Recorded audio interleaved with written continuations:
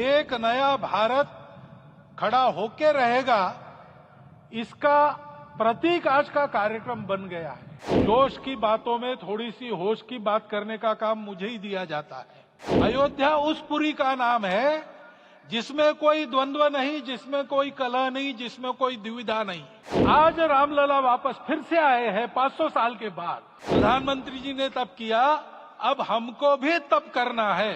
आपस में समन्वय रखकर व्यवहार करना, ये धर्म का पहला जो पैर है, सत्य, उसका आचरण है। रामलला आए हैं हमारे मन को आह्लादित करने के लिए, उत्साही करने के लिए, प्रेरणा देने के लिए कि आज अयोध्या में रामलला के साथ भारत का स्व लौट के आया है।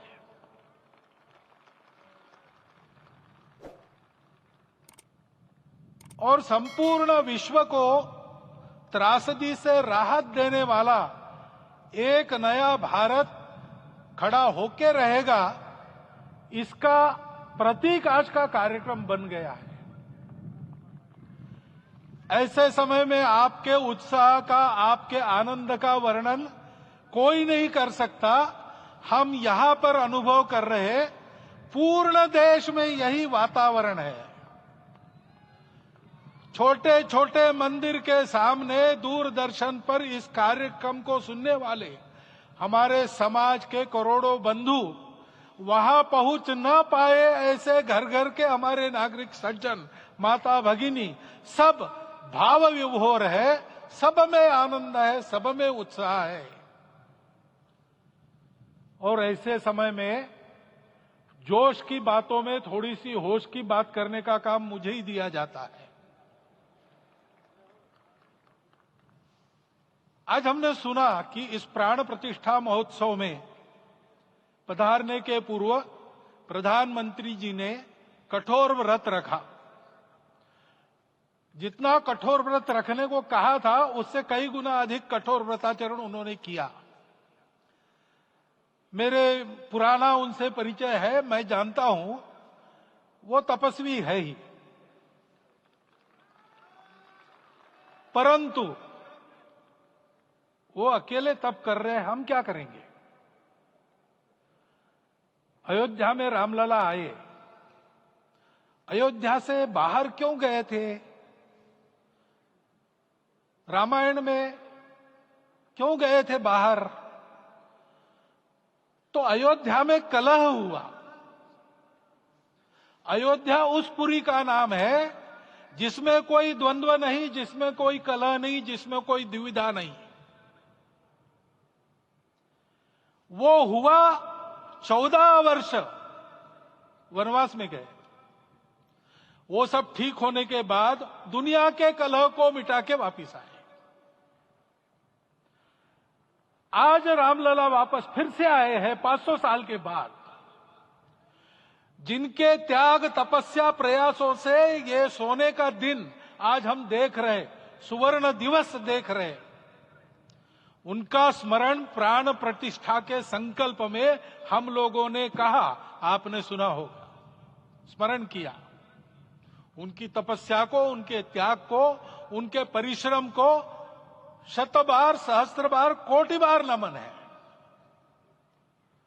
रामलला के यहां इस युग में आज के दिन फिर वापस आने का इतिहास जो जो श्रवण करेगा वो राष्ट्र के लिए कर्म प्रवण होगा और उसके राष्ट्र का सब दुख दैन्य हरण होगा। ऐसे इस इतिहास का सामर्थ्य है। परंतु उसमें हमारे लिए कर्तव्य का आदेश भी है। प्रधानमंत्री जी ने तब किया, अब हमको भी तब करना है। राम राज्य आने वाला है, वो कैसा था?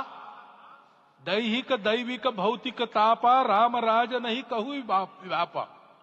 सब नर करहि परस्पर प्रीति, चलहि स्वधर्म निरत श्रुति नीति।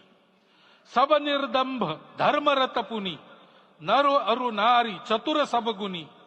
सब गुणज्ञ पंडित सब ज्ञानी, सब कृतज्ञ नहीं कपट सयानी। राम राज्य के सामान्य नागरिकों का जो वर्णन है, हम भी इस गौरवमय भारतवर्ष की संतानें हैं, कोटि कोटि कंठ उसका जयगान करने वाले हमारे हैं। हमको इस प्रकार के व्यवहार को रखने का तप आचरण करना पड़ेगा। हमको भी सारे कलह को विदाई देनी पड़ेगी।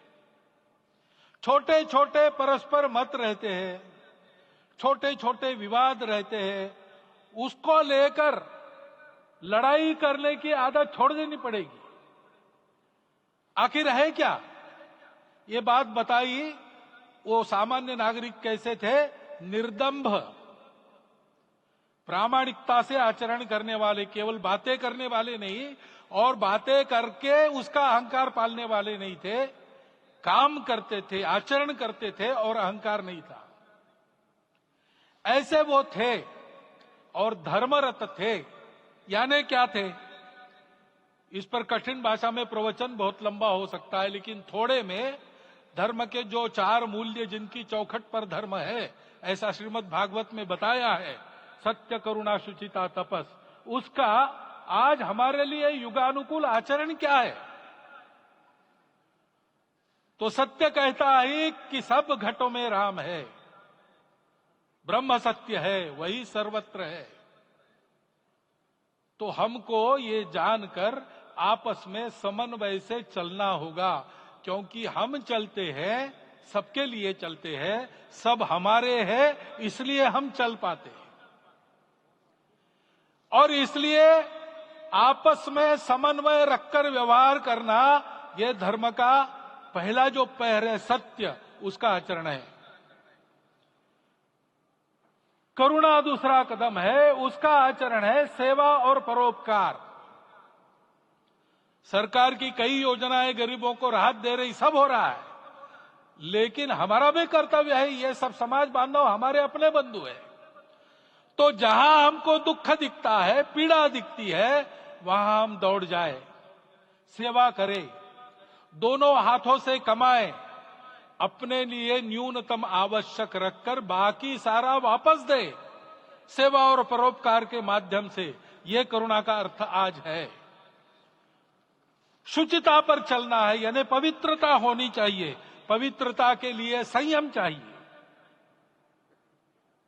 अपने को रोकना है। सब अपनी इच्छाएं, सब अपने मत, सब अपनी बातें ठीक होंगी ही ऐसा नहीं, और होगी तो भी अन्यों के भी मत है, अन्यों की भी इच्छाएं हैं। और इसलिए अपने आप को संयम में रखते हैं तो सारी पृथ्वी सब मानवों को जीवित रखेगी। गांधी जी कहते थे, earth has enough for everyone's need, but it cannot satisfy everyone's greed. तो लोभ नहीं करना, संयम में रहना और अनुशासन का पालन करना, अपने जीवन में अनुशासित रहना, अपने कुटुंब में अनुशासन रहना, अपने समाज में अनुशासन रहना। सामाजिक जीवन में नागरिक अनुशासन का पालन करना। भगिनी निवेदिता कहती थी कि स्वतंत्र देश में नागरिक संवेदना रखना और नागरिक अनुशासन का पालन करना, यही देशभक्ति का रूप है। इससे जीवन में पवित्रता आती है। और तपस का तो मूर्तिमान उदाहरण आपके सामने आज दिया गया। व्यक्तिगत तपस तो हम करेंगे, सामूहिक तपस क्या है? संगच्छध्वम संवदध्वम सम वो मनांसी जानता। हम साथ चलेंगे, बोलेंगे आपस में, उसमें से एक सहमति का संवाद निकालेंगे, एक ही भाषा बोलेंगे, वो वाणी मन वचन कर्म समन्वित होगा और मिलके चलेंगे, अपने देश को विश्वगुरु बनाएंगे। ये तपस हम सबको करना है। 500 वर्षों तक अनेक पीढ़ियों ने लगकर परिश्रम करके, प्राणों का बलिदान देके, खून पसीना बहाकर आज ये आनंद का दिन सारे राष्ट्र को उपलब्ध करा दिया। उन सबके प्रति हमारे मन में कृतज्ञता है।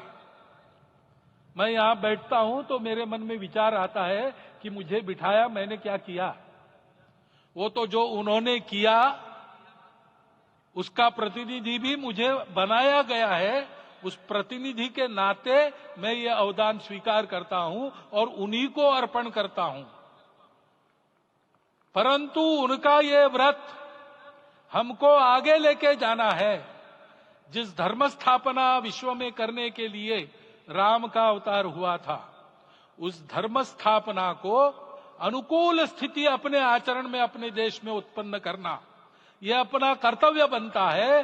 रामलला आए हैं हमारे मन को आह्लादित करने के लिए, उत्साही करने के लिए, प्रेरणा देने के लिए, साथ साथ इस कर्तव्य की याद दिलाकर उसमें कृति प्रवण करने के लिए आए हैं। उनका आदेश सर पे लेके हम यहां से जाए।